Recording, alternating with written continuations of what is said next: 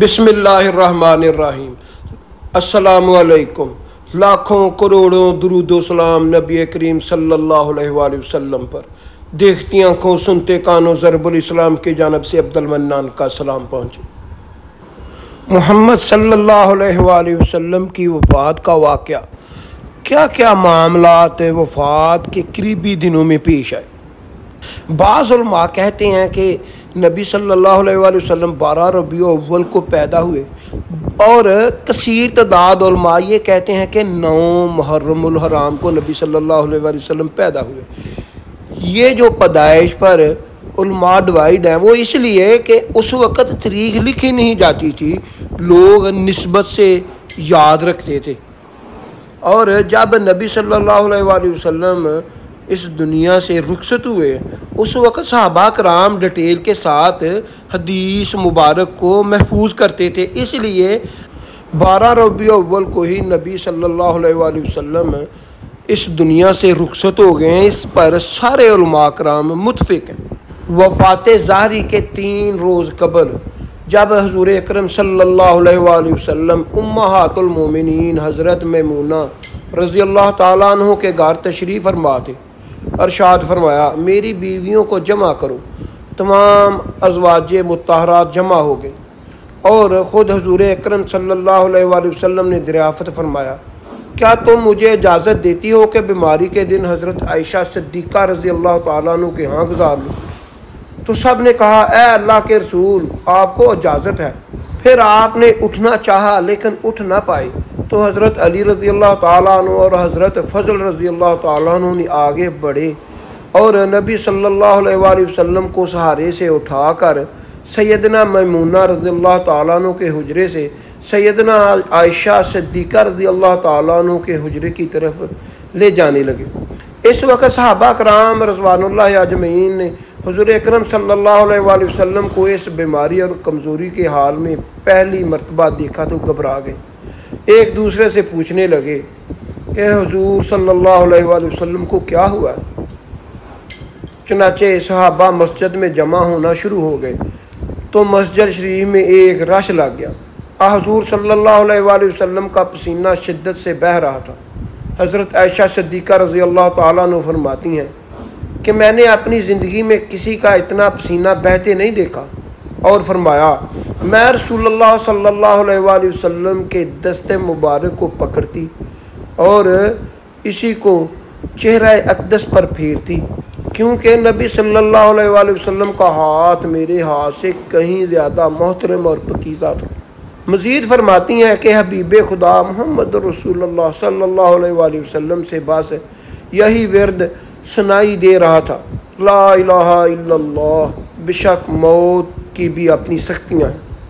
اسی اثناء میں مسجد کے اندر حضور صلی اللہ علیہ وآلہ وسلم کے بارے میں خوف کی وجہ سے لوگوں کا شور بڑھنے لگا، تو نبی صلی اللہ علیہ وآلہ وسلم نے دریافت فرمایا یہ کیسی آوازیں ہیں؟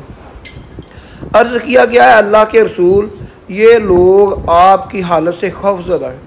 ارشاد فرمایا مجھے ان کے پاس لے چلو۔ پھر اٹھنے کا ارادہ فرمایا لیکن اٹھ نہ سکے، تو آپ صلی اللہ علیہ وآلہ وسلم پر 7 مشکیزیں پانی کے بہائے گئے۔ تب کہیں جا کر کچھ افاقہ ہوا تو سہارے سے اٹھ کر منبر تک لایا گیا۔ پھر رسول اللہ صلی اللہ علیہ وآلہ وسلم نے آخری خطبہ پڑھا، اور آپ صلی اللہ علیہ وآلہ وسلم کے آخری کلمات تھے اے لوگو، شاید مجھے موت کا خوف ہے۔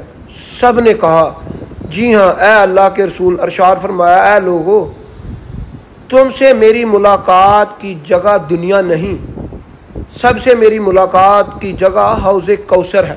خدا کی قسم گویا کہ میں یہاں سے اسے حوض کوثر کو دیکھ رہا ہوں۔ اے لوگو، مجھے تم پر تنگ دستی کا خوف نہیں، بلکہ مجھے تم پر دنیا کی فراوانی کا خوف ہے۔ اگر تم اس کے معاملے میں ایک دوسرے سے مقابلے میں لگ جاؤ جیسا کہ تم سے پہلے پچھلی امتوں والے لگ گئے، اور یہ دنیا تمہیں بھی ہلاک کر دے گی جیسا کہ انہیں ہلاک کر دیا تھا۔ پھر مزید نبی صلی اللہ علیہ وآلہ وسلم نے ارشاد فرمایا اے لوگو، نماز کے معاملے میں اللہ سے ڈرو، اللہ سے ڈرو، نماز کے معاملے میں اللہ سے ڈرو۔ اللہ سے ڈرو، یعنی عہد کرو کہ نماز کی پابندی کرو گے اور یہی بات بار بار دہراتے رہے۔ پھر فرمایا اے لوگو عورتوں کے معاملے میں اللہ سے ڈرو، عورتوں کے معاملے میں اللہ سے ڈرو، میں تمہیں عورتوں سے نیک سلوک کی وصیت کرتا ہوں۔ مزید فرمایا اے لوگو ایک بندے کو اللہ نے اختیار دیا ہے کہ وہ دنیا کو چن لے یا اسے چن لے جو اللہ کے پاس ہے، تو اس نے اسے پسند کیا جو اللہ کے پاس ہے۔ اس جملے میں حضور صلی اللہ علیہ وآلہ وسلم کا مقصد کوئی نہ سمجھا، حالانکہ ان کی اپنی ذات مراد تھی، جبکہ حضرت ابو بکر صدیق رضی اللہ تعالیٰ عنہ وہ تنہا شخص تھے جو اس جملے کو سمجھے اور زارو قطار رونے لگے اور بلند آواز سے گریہ کرتے ہوئے اٹھ کھڑے ہوئے اور نبی صلی اللہ علیہ وآلہ وسلم کی بات قطع کر کے پکارنے لگے، ہمارے باپ دادا آپ پر قربان، ہماری مائیں آپ پر قربان، ہمارے بچے آپ پر قربان، ہمارا مال اور دولت آپ پر قربان۔ روتے جاتے اور یہی الفاظ کہتے جاتے۔ صحابہ کرام رضوان اللہ اجمعین حضرت ابو بکر صدیق رضی اللہ تعالیٰ عنہ کی طرف دیکھنے لگے اور انہوں نے نبی صلی اللہ علیہ وآلہ وسلم کی بات کیسے قطع کر دی۔ اس پر نبی کریم صلی اللہ علیہ وآلہ وسلم نے حضرت ابو بکر صدیق رضی اللہ تعالیٰ عنہ کا دفاع ان الفاظ میں کیا۔ ارشاد فرماتے ہیں اے لوگو ابو بکر کو چھوڑ کر تم میں سے ایسا کوئی نہیں جس نے ہمارے ساتھ کوئی بھلائی کی ہو۔ اے لوگو ابو بکر کو چھوڑ دو کہ تم میں سے ایسا کوئی نہیں جس نے تمہارے ساتھ کوئی بھلائی کی ہو اور ہم نے اس کا بدلہ نہ دے دیا ہو، اور سوائے ابو بکر کے کہ اس کا بدلہ میں نہیں دے سکا اور اس کا بدلہ میں نے اللہ جل شانہ پر چھوڑ دیا ہے۔ مسجد نبوی میں کھلنے والے تمام دروازے بند کر دیے جائیں سوائے ابو بکر کے دروازے کے کہ جو کبھی بند نہ ہوگا۔ آخر میں اپنی وفات سے قبل نبی صلی اللہ علیہ وآلہ وسلم مسلمانوں کے لیے آخری دعا کے طور پر ارشاد فرمایا، اللہ تمہیں ٹھکانہ دے، تمہاری حفاظت کرے، تمہاری مدد کرے، تمہاری تائید کرے۔ اور آخری بات جو ممبر سے اترنے سے پہلے امت کو مخاطب کر کے ارشاد فرمائی وہ یہ ہے، اے لوگو قیامت تک آنے والے میرے ہر امتی کو میرا سلام پہنچا دے۔ پھر حضور صلی اللہ علیہ وآلہ وسلم کو دوبارہ سہارا دے کر اٹھا کر گھر لے جایا گیا۔ اسی اثناء میں حضرت عبد الرحمن بن ابی بکر رضی اللہ تعالیٰ عنہ خدمت اقدس میں حاضر ہوئے اور ان کے ہاتھ میں مسواک تھی۔ حضور صلی اللہ علیہ وآلہ وسلم مسواک کو دیکھنے لگے لیکن شدت مرض کی وجہ سے طلب نہ کر پائے، چنانچہ سیدہ عائشہ صدیقہ رضی اللہ تعالیٰ عنہ حضور صلی اللہ علیہ وآلہ وسلم کو دیکھنے سے سمجھ گئیں کہ انہوں نے حضرت عبد الرحمن رضی اللہ تعالیٰ عنہ سے مسواک لے اور نبی کریم صلی اللہ علیہ وآلہ وسلم کے دہن مبارک میں رکھ دی، لیکن حضور صلی اللہ علیہ وآلہ وسلم اسے استعمال نہ کر پائے تو سیدنا عائشہ صدیقہ رضی اللہ تعالیٰ عنہ نے حضور صلی اللہ علیہ وآلہ وسلم سے مسواک لے کر اپنے منہ سے نرم کی اور پھر حضور نبی کریم صلی اللہ علیہ وآلہ وسلم کو لٹا دی تاکہ وہ دہن مبارک میں اس سے تار رہے۔ فرماتی ہیں آخری چیز جو نبی کریم صلی اللہ علیہ وآلہ وسلم کے پیٹ میں گئی وہ میرا لعاب تھا، اور یہ اللہ تبارک و تعالیٰ کا مجھ پر فضل ہی تھا کہ اس سے قبل سے میرا اور نبی کریم صلی اللہ علیہ وآلہ وسلم کا لعاب دہن یکجا کر دیا۔ امہات المومنین حضرت عائشہ صدیقہ رضی اللہ تعالیٰ عنہ ارشاد فرماتی ہیں پھر آپ صلی اللہ علیہ وآلہ وسلم کی بیٹی فاطمہ تشریف لائی اور آتے ہی رو پڑی اور نبی کریم صلی اللہ علیہ وآلہ وسلم اٹھ نہ سکے، کیونکہ نبی کریم صلی اللہ علیہ وآلہ وسلم کا معمول تھا کہ جب بھی فاطمہ زہرا رضی اللہ تعالیٰ عنہ تشریف لاتی تو حضور اکرم صلی اللہ علیہ وآلہ وسلم ان کے ماتھے پر بوسہ دیتے تھے۔ حضور صلی اللہ علیہ وآلہ وسلم نے فرمایا اے فاطمہ قریب آ جاؤ۔ پھر حضور صلی اللہ علیہ وآلہ وسلم نے ان کے کان میں کوئی بات کہی تو حضرت فاطمہ زہرا رضی اللہ تعالیٰ عنہ زیادہ رونے لگی۔ انہیں اسی طرح روتا دیکھ کر نبی کریم صلی اللہ علیہ وآلہ وسلم نے پھر ارشاد فرمایا، اے فاطمہ قریب آؤ۔ دوبارہ ان کے کان میں کوئی بات ارشاد فرمائی تو وہ خوش ہونے لگی۔ حضور صلی اللہ علیہ وآلہ وسلم کے وصال کے بعد میں نے سیدہ فاطمہ زہرا رضی اللہ تعالیٰ عنہ سے پوچھا کہ وہ کیا بات تھی کہ جس پر روئیں اور پھر خوشی اظہار کی۔ سیدنا فاطمہ زہرا رضی اللہ تعالیٰ عنہ کہنے لگی ہیں کہ پہلی بار جب میں قریب ہوئی تو فرمایا، فاطمہ میں آج رات اس دنیا سے کوچ کر جاؤں گا، جس پر وہ رونے لگیں۔ جب انہوں نے مجھے بے تحاشا روتے دیکھا تو فرمانے لگے، فاطمہ میرے اہل خانہ میں سب سے پہلے تم مجھ سے آ ملو گی، جس پر میں خوش ہو گئی۔ سیدنا حضرت عائشہ صدیقہ رضی اللہ تعالیٰ عنہ فرماتی ہیں، جب حضور صلی اللہ علیہ وآلہ وسلم نے سب کو گھر سے باہر جانے کا حکم دیا کہ مجھے فرمایا، عائشہ میرے قریب آ جاؤ۔ حضور صلی اللہ علیہ وآلہ وسلم نے اپنی زوجہ مطہرات کے سینے پر ٹیک لگائی اور ہاتھ آسمان کی طرف بلند کر کے فرمایا، مجھے وہ اعلیٰ اور عمدہ رفاقت پسند ہے۔ سیدہ عائشہ صدیقہ رضی اللہ تعالیٰ عنہ فرماتی ہیں، میں سمجھ گئی کہ انہوں نے آخرت کو چن لیا۔